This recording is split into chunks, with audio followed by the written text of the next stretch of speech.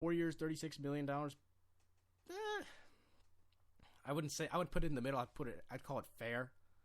I mean, he's a good player inside, but I mean, let's be honest, we all saw the block that he had the huge block by LeBron James on him. He's not a good offensive player. He's a great defensive player. And the Spurs do play defense, so they play some serious defense. Kevin Martin to the Timberwolves. 4 years, $30 million. I think it's a good deal. I mean, he's playing in Rick Adelman's system, which he played a couple years ago when they were both on the Rockets. When healthy, is this Wolves team a playoff team? Yeah. Ricky Rubio, Kevin Love, Kevin Martin? Yeah. It's a playoff team. But the problem is that Kevin Love hasn't been healthy. Ricky Rubio hasn't been healthy. We'll see how Kevin Martin does. I mean, again, he's a 20-point-a-night player. So, David West to the Pacers, 3 years, $36 million. A great deal. It's not good or bad. That's a great deal. In the latter part of David West's career, this guy is a leader in the locker room and is a bruiser inside. Absolutely great deal. No doubt in my mind. Tony Allen to the Grizzlies, 4 years, $20 million. Even better deal. They're not spending a lot of money on him. He's good offensively, great defensively. Absolutely. They need this guy, especially when he's the guy that guards the other team's best player. So, JJ Redick to the Clippers, 4 years, $27 million. Like I said, great deal. It's a great deal. He's one of the most underrated players in the league, and a lot of people did not give him enough credit going out of college from Duke. He's a good shooter, and he's improved, believe it or not, from his college days. He's learning to take smart shots. He's not just cranking it up from 30 feet. So, again, it's very interesting to watch. And again, these free agencies, they make or break some teams. So, I don't know. Don't get me wrong, it's going to be a great NBA season next year. So, something to look out for. All right, we're going to take a short break, but after the break, a lot of MLB talk, All-Stars, and why the Yankees cannot be counted out in July. Talk about that after the break. You are listening to the Spicy Sports Show with Sam Cerrone on Spreaker Radio.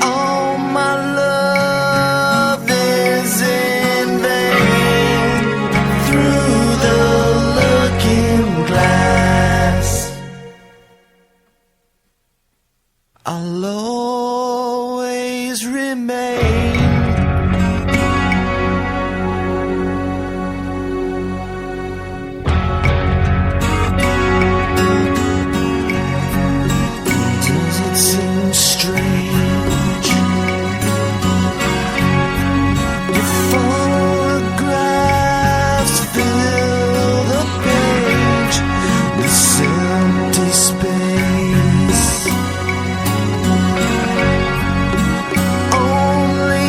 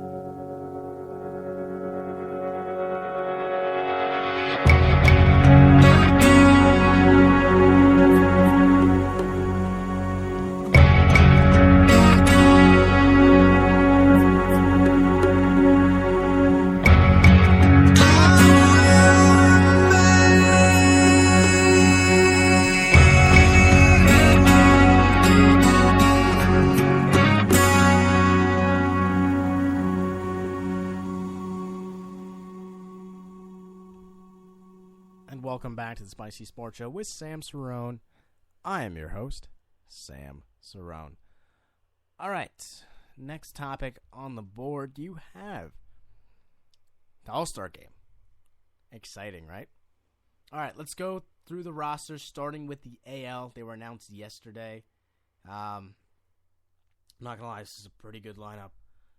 Joe Mauer from the Twins, his 6th All-Star Game appearance. Chris Davis, man, has this guy come out of nowhere, leading the league in home runs. He's been exciting to watch, no doubt. Moving on, you have Robinson Cano from the Yankees. Again, he's been their guy. He's been the guy. With Teixeira out, with a lot of questions with A-Rod as always. Curtis Granderson, he hasn't been that. He's been out. He's the guy. His 5th All-Star Game appearance. Miguel Cabrera with his 8th. Man, he looks like he's a repeat for the Triple Crown. J.J. Hardy from Baltimore. He has been a sensation for them. His 2nd All-Star Game appearance. Mike Trout, the exciting player from the Los Angeles Angels. His 2nd All-Star Game appearance. Adam Jones from the Baltimore Orioles. Man, this Orioles team is getting All-Stars. Absolutely phenomenal. His 3rd All-Star Game appearance. Jose Bautista, 50 home runs a couple years ago. Exciting player from Toronto. Then you have Big Papi, of course. His 9th All-Star Game appearance. Moving on to the pitching staff, obviously Clay Buchholz has been phenomenal this season for the Red Sox. His 2nd All-Star Game. Brett Cecil from the Blue Jays. Bartolo Colon, he's revived his career. Jesse Crane from the Chicago. From the White Sox. You have Yu Darvish from the Texas Rangers, who's been pretty good so far this season. King Felix, of course, his 4th All-Star Game appearance. Hisashi Iwakuma, there we go, from Seattle. Again, pretty good pitching staff from Seattle. Joe Nathan from Texas Rangers. Glenn Perkins, his 1st All-Star Game appearance. Mariano Rivera, his 13th All-Star Game appearance in his last. Imagine if he can close out the All-Star Game. Oh, that'd be exciting. Chris Sale from Chicago. Max Scherzer, 13-0 on the season. Yeah, you deserve to start, boy. Man, this kid needs to start. He has been phenomenal. And then you have Justin Verlander. So, when you say it that way, and then you have Justin Verlander, I don't know. Detroit's going to be a scary team to watch out in the postseason because pitching matters. That's all I'm saying. Moving on to the All-Star ballot for the National League in catcher. You have Yadier Molina, his 5th All-Star Game appearance, very good player. Joey Votto from the Cincinnati Reds, his 4th. Brendan Phillips, his 3rd. Also from the Reds, you have David Wright from the Mets. After being injured a lot, he's been really good for the Mets this season. His 7th All-Star Game appearance, you have Troy Tulowitzki, his 2nd. Carlos Beltran, his 8th. Carlos Gonzalez, his 2nd, and of course you have Bryce Harper, his 2nd. Moving on to the pitching staff, Madison Bumgarner getting his 1st All-Star Game appearance from the Giants. Aroldis Chapman from Cincinnati, his 2nd. A lot of first here. Patrick Corbin, Jose Fernandez, Jason Grilli, Matt Harvey. All their first time going to the All-Star Game. Clayton Kershaw, one of the best players in baseball, one of the best pitchers, definitely. His 3rd. Craig Kimbrell from Atlanta, his 3rd. Cliff Lee is 4th. Jeff Locke from Pittsburgh, they've been a revelation this season, his 1st. Adam Wainwright, this guy's been phenomenal for the St. Louis Cardinals this season, his 2nd. Travis Wood from the Cubs, his 1st. And Jordan Zimmerman from the Nationals, his 1st. Now, one thing that bothers me is that Yasiel Puig is left off the roster for now. You do have that one player that you can vote in from each league. If he doesn't get in, that's just sad for baseball, and here's why. No player has been so exciting this season and brought so many fans into baseball stadiums more than this guy. It doesn't matter if you're from New York, if you're from Dallas, if you're from LA, obviously they play in LA. If you're from Minnesota, if you're from Miami. People drop whatever they're doing to watch this guy play. The way I see it, it's not all season. It's not all deserving. It's all-star. It's all-star. And Yasiel Puig is a star. Enough said. I mean, this guy has been absolutely lights out for the Dodgers. They're the reason why they're even coming back to a playoff spot. I mean, they're only 4.5 back from Arizona right now, heading into the All-Star break next week. They're not a terrible team. They've won 7 out of their last 10 games. He's a star. He deserves to be in the All-Star game. He deserves a chance where everyone can watch him hit, because this guy looks like Bo Jackson. Seriously, this guy is 6'2", 215. This guy is a freight train running at you. And he makes other baseball players look just downright skinny. And a lot of baseball players are big. They're huge. But man, this guy has been phenomenal. Not just hitting, but in the field as well. He has been the best player so far, other than maybe Max Scherzer, this season. Don't get me wrong. I get it. I get the traditionalist point of view. He hasn't played enough games. He hasn't earned anything. He hasn't hasn't paid his dues. So what? This guy has made baseball exciting again. And don't get me wrong. I enjoy baseball, but man, I look up on YouTube. I'm in my 20s.